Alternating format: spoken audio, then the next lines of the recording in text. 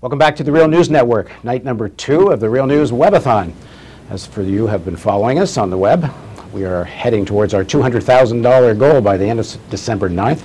If you want to make a donation, you can phone 888-449-6772. And as you know, this is a matching donor campaign. You give us $10, our matching donor will match your $10.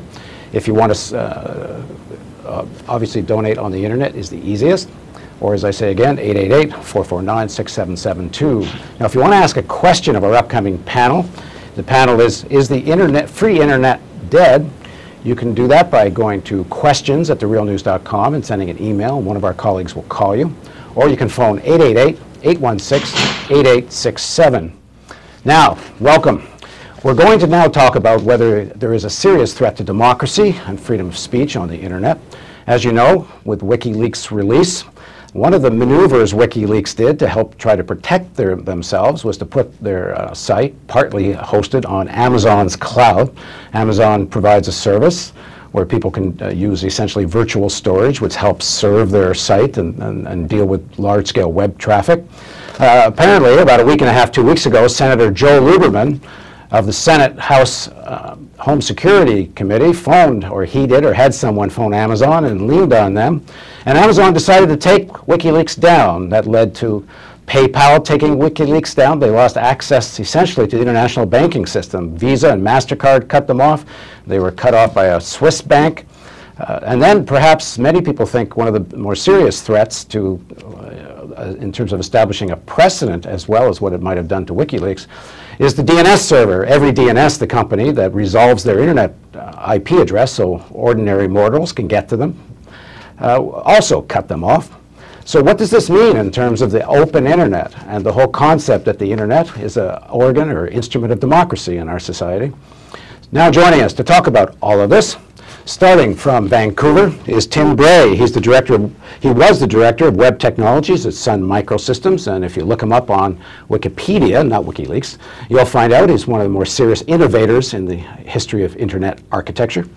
Also joining us now from India is Dr. Rebecca Parsons. She's ThoughtWorks Chief Technology Officer. ThoughtWorks is one of the more innovative and very large software company based in Chicago. And also in the studio with me is Mark Rotenberg. He's the Executive Director of the Electronic Privacy Information Center in Washington. He also teaches information privacy law at Georgetown University Law Center. Thanks for joining us. So Mark, let me start with you. What's at stake when Amazon gets a call from the Senate committee and then decides to take something down? What's at stake in terms of for the rest of us? I think it has a chilling effect on internet freedom. This is not quite the same thing as a government prosecution, which would raise another set of issues related to the First Amendment and constitutional freedoms. But when government exercises this type of control and goes to a large company that makes available information on the internet and says, we have a problem with one of your customers, which is essentially what they did. They said to Amazon, we have a problem with one of your customers and we want you to suspend service to that person, then I think we need to be concerned. And we need to be concerned in particular because there's a very strong presumption with the internet that many of these firms operating online have no real liability for the conduct of their customers. They don't have this liability in part so that they will foster freedom, that they won't be responsible, for example, for every word or every posting that someone makes through a service that they provided. That's a good thing, actually, because we want people to be able to exchange information in this world without companies that are providing these services feeling the sense that somehow they're going to be responsible for what a particular customer might do. So would this be somewhat analogous to, say, if Time Warner Cable or, say, Verizon or Comcast, if the government didn't like something a particular channel on their pipelines was doing, to say, we want you to turn off, well, we don't like Jon Stewart, so we want you to turn off comedy channels. Yes, I mean, in some respects, I almost feel that it's worse. I was involved in the very early days of the internet freedom litigation battles, and I remember, for example, around the Communications Decency Act, when we were trying to explain to the courts that, in fact, people that provide information on the internet should have protection that's even greater than the First Amendment. I mean, if you think about it for a moment, a publication like the New York Times or the Washington Post can still be liable if they include in their text publication or even their online publication, statements that might be defamatory, for example. But a bookstore or a library that makes books and magazines available to the public is actually a distributor, which is a better type of protection than a publisher. And we think about, websites and web services basically as being distributors of information. They're not even exercising any editorial control. So as I said, what's so very troubling here and what's happened recently is that the U.S. government, at least some U.S. officials, Senator Lieberman, for example, have gone to these private companies and said to them, we don't like one of your customers, and we are making a decision really without any legal process. Well, isn't this the point? There's been no due process. There's been no process. This is like the House of Un-American Activities Committee phoning a production company in Hollywood saying we don't like such and such actor. Well, yes, and the other thing that's quite remarkable, if you think about it, there's actually no prosecution or no indictment pending in the United States against Wikileaks or Assange. In other words, we're not even in the realm where we can say, well, there's a government indictment, there's some evidence that needs to be preserved, there's some illegal conduct that needs to be suspended pending a determination by a court. I mean, there are procedures for doing that. If the government were to make it's called an injunction. Yes, I mean, if the government, exactly, if the government were to make that allegation in this situation that there had been criminal conduct, they brought an injunction. I mean, there are other procedures. Then we might say, well, this is interesting. Now we'll go before a judge. There'll be some type of trial or determination. But you see, what's happened here? We haven't even had a legal judgment. We've simply had government officials. And there's not even an allegation that Wikipedia stole anything. They released something that, in theory, someone else stole, which is what the New York Times did. Yes, I mean, and of course the analogy to the Pentagon Papers is actually quite interesting, because if you go back to what the Pentagon Papers were about, the New York Times in that period wasn't actually being harassed by the government for its reporting. It was being harassed because it chose to make available information that was previously controlled by the government. In fact, I think the analogy is quite strong. WikiLeaks is in a very similar situation today. They didn't leak information. They didn't violate any confidentiality obligation. They simply made available to the public information that the government did not want to be made available. So what we're focusing on here is what this means in a broader sense to the Internet, particularly Amazon's decision to go along with this. Rebecca, you're joining us from India. What city are you in, Rebecca? Bangalore. Bangalore. So from a lot, I have learned over the last few years, meeting some of the technology enthusiasts in the Internet, that a lot of people got involved in this technology partly because of its democratic character. They really feel like they've been building something that helps to transform society. So what does, and I know I think you're one of those kinds of people, so what does that mean to people that work in technology, this decision by Amazon and others, and what precedent it sets? Well, I think focusing on Amazon is a little bit problematic because it's a more general issue, which is information sharing and the explosion of knowledge, as well as businesses, which has been enabled by the free nature of the Internet, by lowering the barrier to entry to free expression of ideas, by breaking some of the strangleholds on various publication channels, as well as make it easier for a business to actually begin selling a service or a product to a customer base without having to negotiate for shelf space, things of that nature. So a lot of it, a lot of the power from the Internet comes from the fact that we have a low barrier to entry across there. And when you start taking away some of the more fundamental services that support the network, the ability to find the site in the first place through search, the ability to resolve the name through a DNS, and then some of the auxiliary services like PayPal, which allow you to actually pay for things over the net without each of those individual vendors having to figure out how to become authorized to accept credit cards and things of that nature. So I think it will actually have a pretty chilling effect on innovation, and we all know how much innovation has been driven by the presence of the Internet. I mean, I suppose there's alternatives to Amazon in terms of server clouds, but there's not much alternative to the international banking system. And then tell us about the significance of this company, Every DNS, turning off WikiLeaks, because that seems to be something that technology people are particularly concerned about. Well yes. For people who are hardcore computer types, getting to a site, if you know the IP address, is not a problem. But when you look at the broad community of users of the internet, and this is part of what the internet has made possible, is that you don't have to have a computer science degree to be able to access content anymore. That DNS name, that DNS server, takes a regular name like therealnews.com and resolves it to an IP address, so that ordinary people who don't have to understand how the internet works, what TCP/IP is, they don't have to put in 71.00 dot something something something something. They just put in real news. Exactly, exactly. And when you look at the effect of requiring that level of understanding of the internet as well as knowledge, it's a whole lot easier to remember the real news than it is to remember those four numbers that actually correspond to what your site is. So Tim Braid joining us from Vancouver. How big a threat is this? There was a piece in The Guardian today, another technologist wrote that while this is a story of, you could say, a kind of repression of WikiLeaks, it's also a story about the resilience of the internet, that there have been many different ways emerging to kind of circumvent what Amazon has done, although I think they're going to have a lot of trouble on the banking side. But how big a threat is this?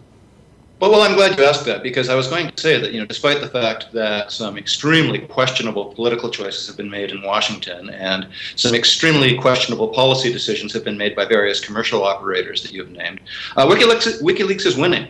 They're on the air right now today. They're on wikileaks.ch. You can go there and, every day and read that day's release of cables. And by the way, if you're interested in international politics, I recommend you do that. There's some fascinating stuff in there.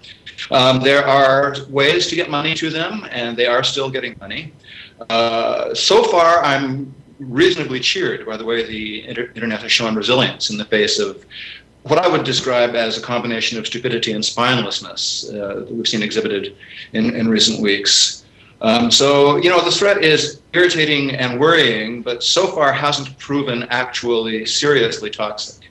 But it could, so we've got to watch out. But I think that's the point. It could. Like, this is just the first beginnings of something. And again, WikiLeaks is not the one directly charged with stealing something. But the interesting thing is Julian Assange has threatened that the next round of leaks is about banks. And if there's anything explosive in there, these attempts to shut down WikiLeaks might increase. And certainly, if anyone has the connections to pull some strings in terms of this area, it's banks, because everyone's going to them for their cash, including the Amazons of this world. Mark, let's move back into the legislative side. So there's been no due process, but what do you see as some kind of process people should actually be demanding to stop this from happening on a broader scale?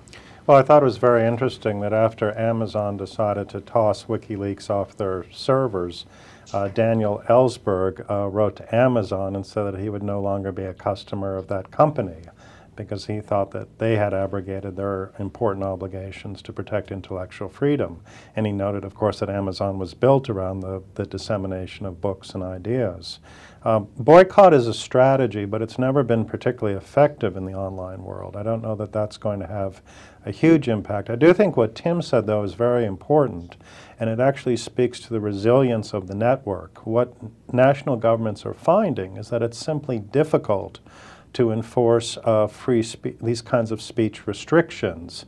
I'm trying to remember, it may have been John Gilmore, but I think it was someone else actually who said it a number of years ago, the internet treats censorship as a technical flaw and roots around it.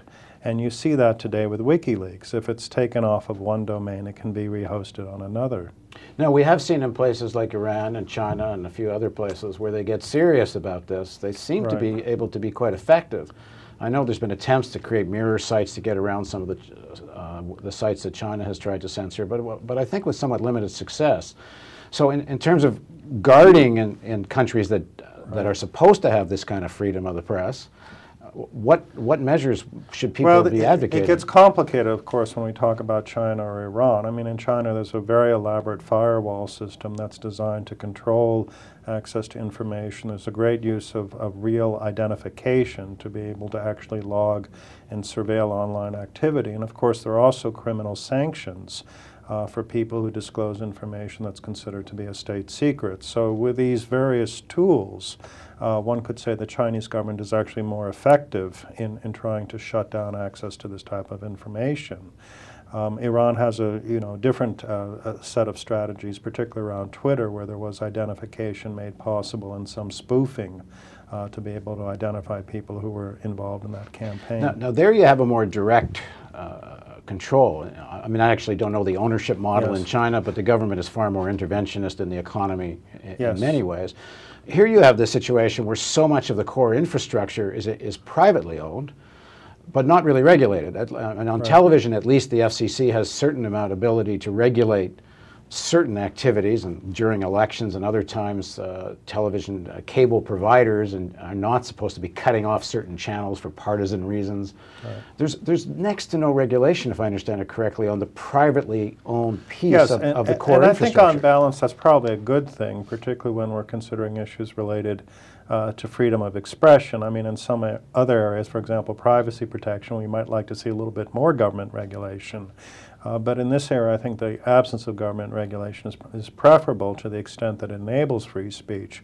But what we are seeing in this particular moment in time is a government that recognizes it can't use those kinds of techniques to control access to information. So it's trying other techniques. And one technique, of course, is to say to a large company, we expect you to do certain things on behalf of the government, and perhaps if you don't, there will be some consequences. Now, it's an unusual act, I would say, for the U.S. government to take. But that we know of. Yeah, I mean, what's interesting in this case is it went public so quickly. We don't know whether at any time the White House says to General Electric, if you want to subcontract over here, we might be looking at what you're doing on your TV side. Right. Well, I'm sure, of course, that quite a bit of that goes on, but it is a bit unusual in the Internet world, and part of the reason that it's unusual is that it turns out to be actually quite easy to document. In other words, it's very visible. People become aware, particularly in a case like Wikileaks, when the government takes an action like this, and I understand Senator Lieberman took some credit for it. He actually put out a press release and said that the companies had responded to his requests.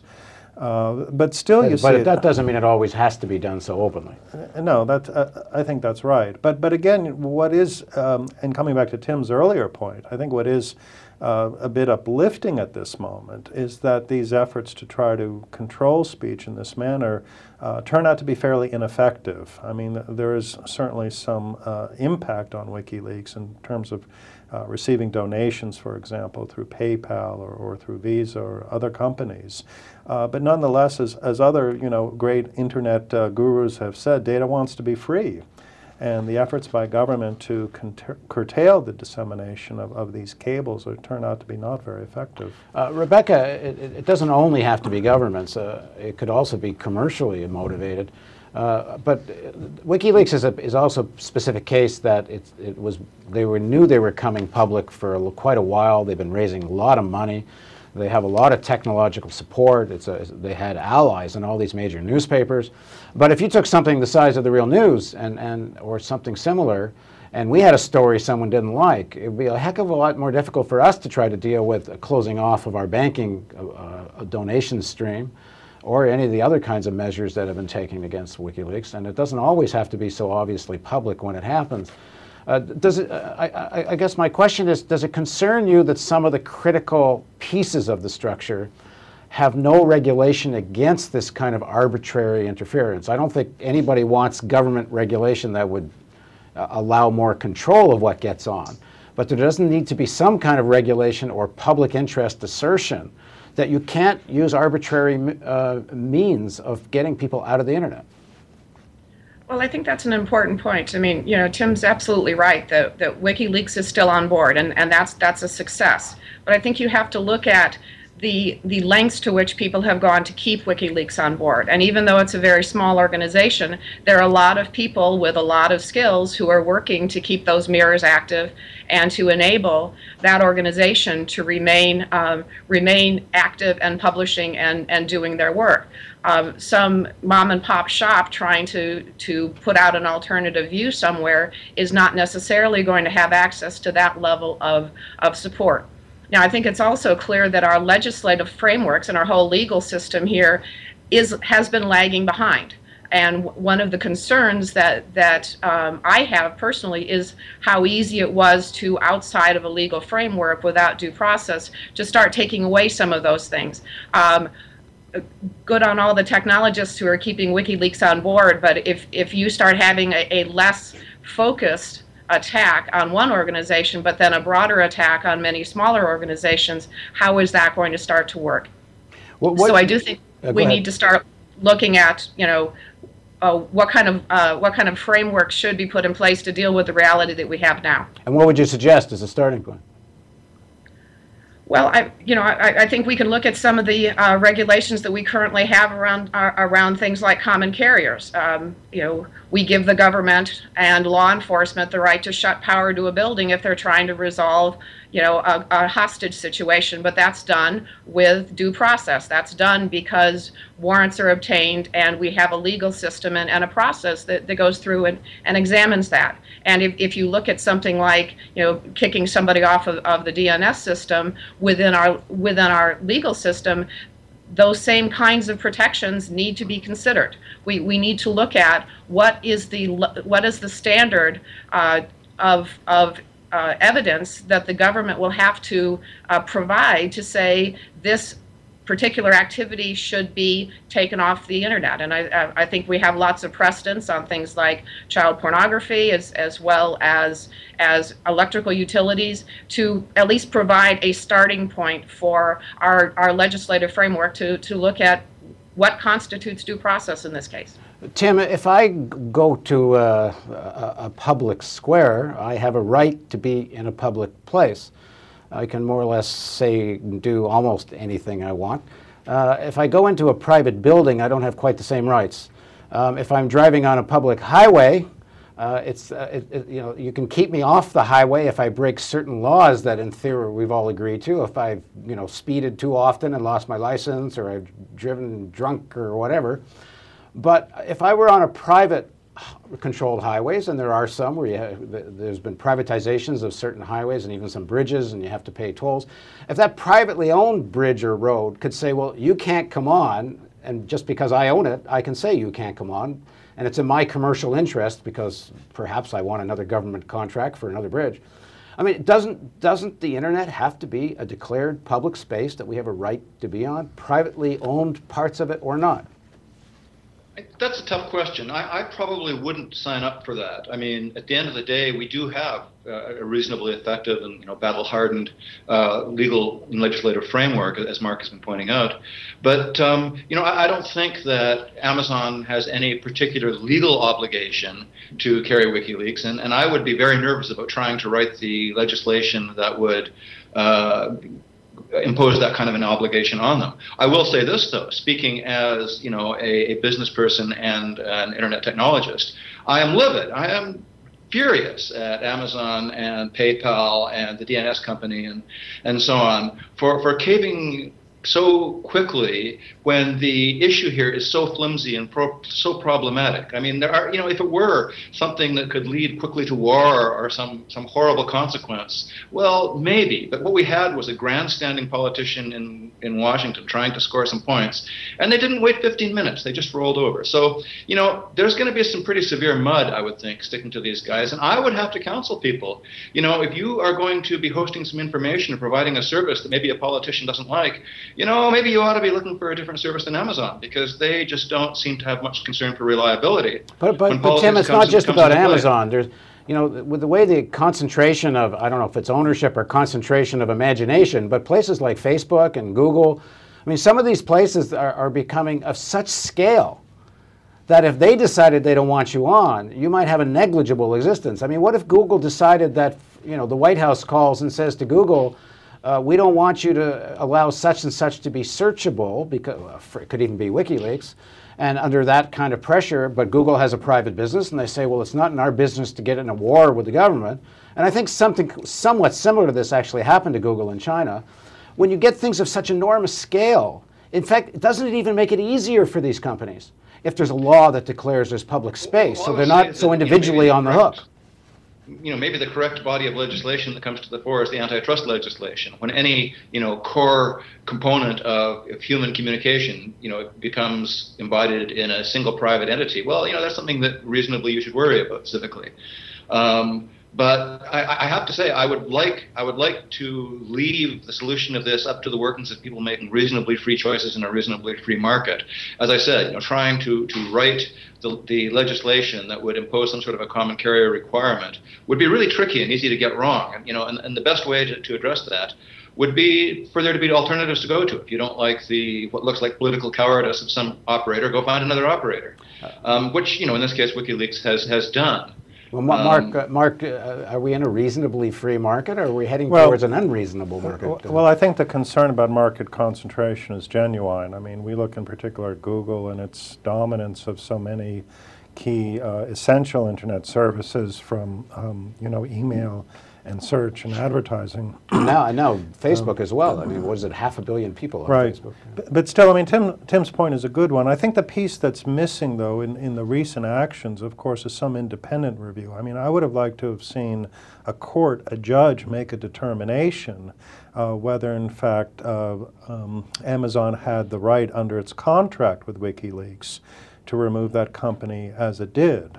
Every customer has some rights with respect to a service provider. But what do you think about this issue that some of these places have reached example. such scale, they need some kind of common carrier status with a certain amount of regulation? Yes, I mean, I think there's a lot to that, and in fact they get something that looks very much like common carrier protection. It's referred to as Section 230 of the Communications Decency Act, which grants web publishers this very broad immunity so that they can provide information to the public without risk of being liable for any specific content. But part of the deal in that immunity is that they don't get to then reach in and then say, oh, well, here's some content we've decided that we don't like, and therefore we're going to toss off this speaker or remove the posting. And I think we're now in this dangerous space where the companies have actually been granted a very broad immunity to support free speech, and nonetheless are taking these steps to remove content that some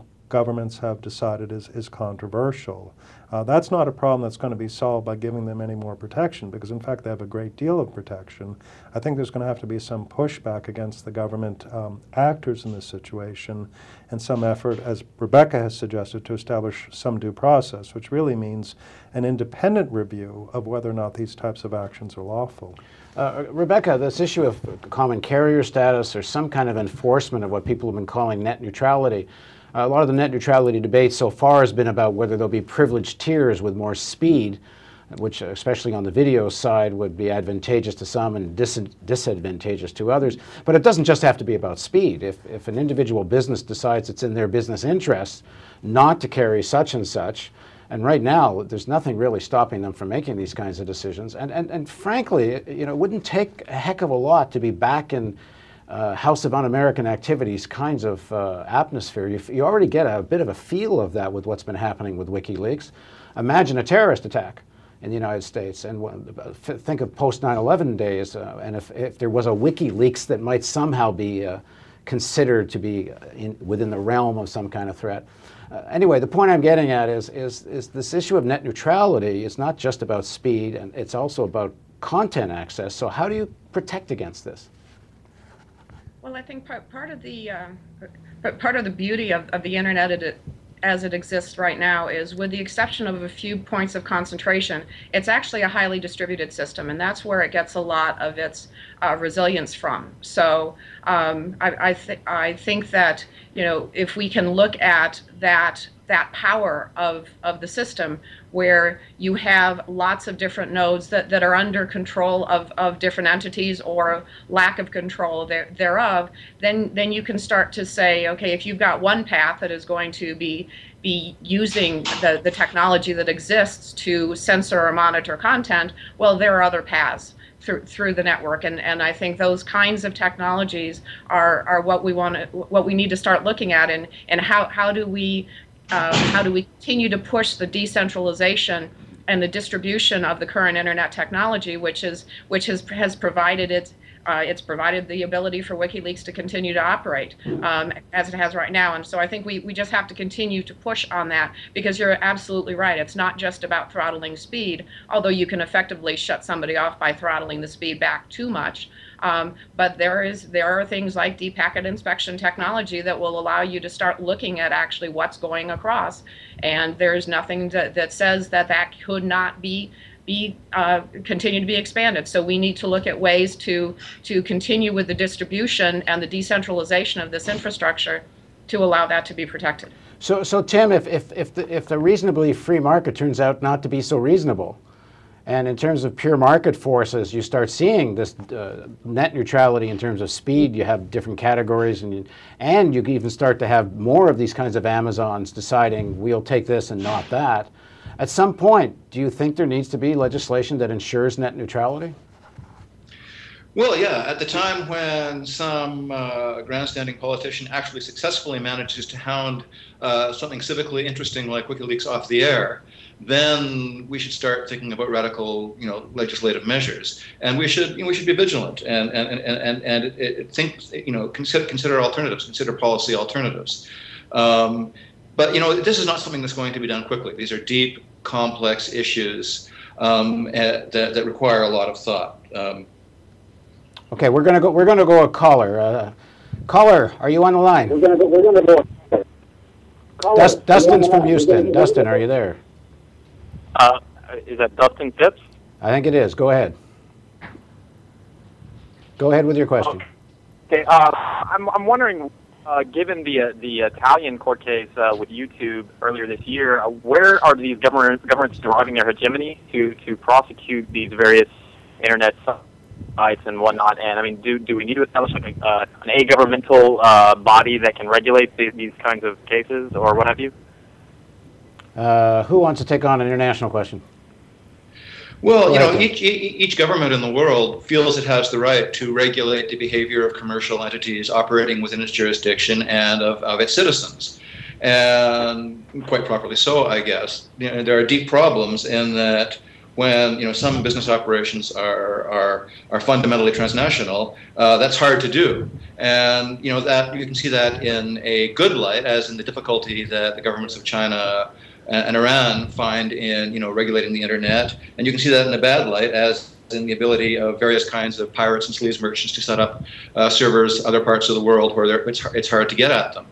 It's not a moral slam dunk one side of the question or the other, and it's something that I don't think we really have a very good handle on an answer for at the moment. Mark, let's go back to the basic question. The more you have these mega internet presences, Amazon, Facebook, and I'm sorry, Google, Amazon as well. But not only on the commercial side is there an issue where they start picking winners or losers, but obviously right now this issue of WikiLeaks has raised this whole political question. What kind of legislation would you like to see to stop picking of you can speak and you can't? Well, it's a tough issue. I mean, by tradition, the way we have defended freedom of expression in this country has been through the absence of legislation. It's been through a First Amendment principle that says that the government shall not restrict the publication of ideas, even ideas that are, unpopular. And I think it's not a bad starting point. Now, the question that you're raising about the internet and access to the internet and the regulation of private actors, I think is one that we have to approach carefully. I'm not happy about what Amazon did here.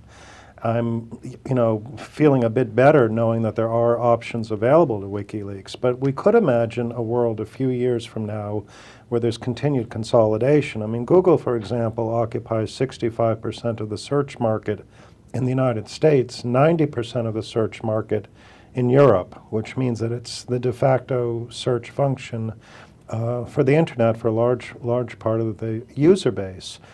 That's a concern, and I think that's something that needs to be looked at more closely by governments. But again, what point I was making earlier, I think it's actually difficult for Google on their own, under a lot of governmental pressure, to respond, whereas if there's some kind of regulatory framework, Google could say, well, we're not handing it over to you because, or some constitutional precedent, but I don't know if there is. But at least in the United States, I mean, we had, I thought until a couple of weeks ago, a pretty good way to defend free speech. We had the First Amendment, a very strong constitutional principle, and we had the Section 230 that I referred to earlier, enacted by the Congress in 1996, that gave this very broad immunity to web-based publishers, actually in some areas greater than what the First Amendment provided. So it seemed that on the free speech side we were doing very well in the U.S. I guess what we didn't anticipate was that the government might still come along and basically lean on companies and say, you know, we want you to do certain things because you have certain customers that we don't like. Now, I don't know how we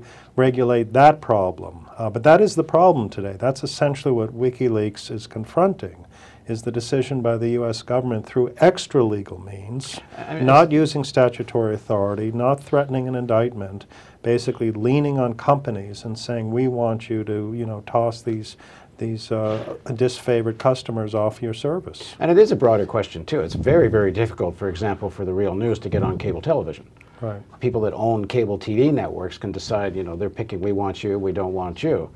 I mean, that's one of the, I guess, beauties of the internet, which is why we're on the internet, is you don't have to. But you have a good alternative. I mean, that's part of the excitement about the internet. And that's the point. Yes, we do now, but will we?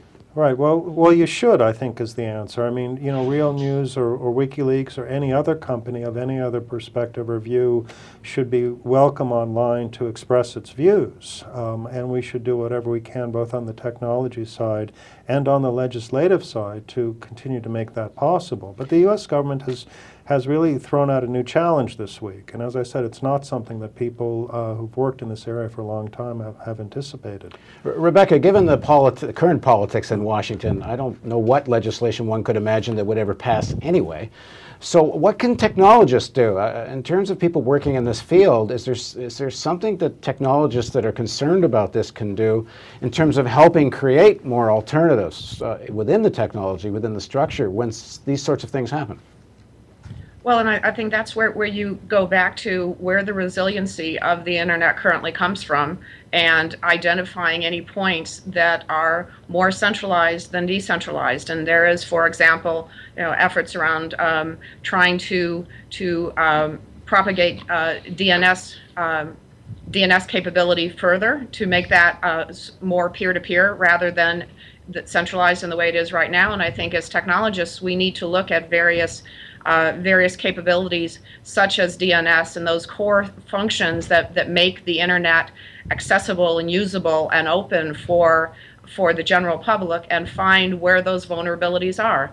Fortunately, in our business, there are a fair number of people who actually like to think in dastardly ways about, you know, how can I get around problems, how can I figure out problems and then solve them. That's what we're here for as technologists, and I think a more concerted effort of looking at some of the remaining vulnerabilities in terms of centralization of control is the primary thing that we as technologists can start looking at. So, Tim, does there need to be a little bit more organization of dastardly technologists to proactively create some of these alternatives? Well, the whole internet has been built with remarkably little organization. There is actually an organization called the Internet Engineering Task Force, but it doesn't resemble anything like what most people would think of as an organization. It's a highly disorganized organization. Having said that, I think that Rebecca hit the nail on the head that we have a shared and high level of concern among a lot of internet technologists just over the events of the last couple of weeks, and on not just that the political forces were able to cause this to happen, but that they were able to do it on such an incredibly flimsy pretext. The case against WikiLeaks is not a slam dunk at all. You can have an argument over maybe some of the stuff they've done, but just unilaterally slamming it off the air is not, in most people's view, I think, a sensible course of action. The DNS is a special case. The fact that it is centralized, I think, is regarded by most internet technologists as an unfortunate 30-year-old bug that we really ought to fix someday. We can't maybe move quickly on issues of legislation, but I think we can, in our disorganized but organized way, work on making everything that can possibly be decentralized, and thus increasingly difficult, make it increasingly difficult for the events of the last few weeks to be replicated in future. Mark, just to wrap up, the issue of the Patriot Act, for example, And I'm not sure how many people are aware of, but I've just learned myself recently that all my emails on whether it's a Yahoo or Google or something else, after I believe it's 90 days, governments have access to that information on a third-party server without a warrant. They just have to make the request to the internet company. And I don't think most people know that. There's kind of two things happening here. One, you have kind of the beginnings of closing the doors to certain kinds of information. On the other hand, all our lives and information's on the internet, and without us being very aware of how much access governments have to this, number one, how do we create some kind of framework so people at least know the world they're living in, because most people don't understand the rules. And then two, let's get back to this issue just to wrap up with, is what would you do to create an open internet that isn't also a threat to people's privacy?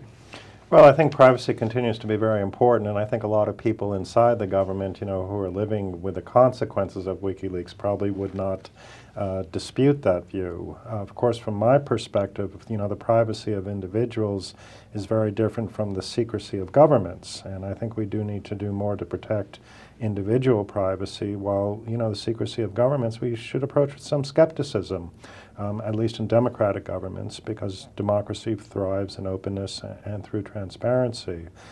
As for what happens next with WikiLeaks, I have to say I'm kind of hoping that Congress doesn't legislate. I mean, at least not around this issue, because my suspicion is if Congress were to legislate around WikiLeaks, it would be in a direction we would not favor. I think the question we do need to come to terms with is whether it's appropriate for governments to try to use these extra legal means to go after speech that they don't like. It's very much against the U.S. tradition to see this happen. Well, then in terms of the constitutional rights of free press, yes, does WikiLeaks have it or not? Well, my view is WikiLeaks yes. didn't steal anything. They more or less did what the New York Times did. So what's the difference? Look, WikiLeaks is a publisher. There's just no other way to understand the disclosure of this information. They provided information to the public. That is a core definition of what publication is. Now, it's maybe not a publication that's familiar to some more traditional journalists who are expecting finely crafted op-eds, but it's a form of publication that's very much in keeping with the internet era. And in my view, it's core to what freedom of expression is about. So if the question arose, for example, could there be prosecution under the Espionage Act, a law from 1917, which some people have proposed, I'm actually optimistic that prosecution would fail, because as applied to WikiLeaks, the publisher, I think there would be a successful First Amendment challenge.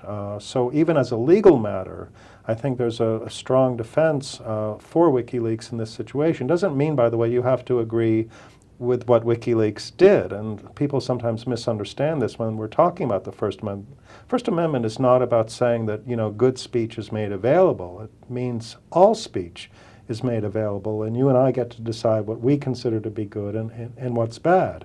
That's a decision that's left to individuals. But as for the prosecution of WikiLeaks, no, that doesn't happen, because the First Amendment would prevent that. We'll see. I hope so. Thanks very much for joining us, all of you. And thank you for joining us on the Real News Network. And don't forget, if you like this and would like to see more of this, well, first of all, I'm going to ask all our guests to participate on our website. So if you want to make comments and ask questions underneath the player here, I'm hoping our guests will come, they'll take a look themselves, and they'll respond to some of your questions in the comments section. Don't forget, this is part of our Real News Webathon. And if you want to make a donation, you can do it by clicking Donate here, or you can call 888-449-6772. Thanks very much for joining us on the Real News Network. We're going to take a short break, and then we'll be back.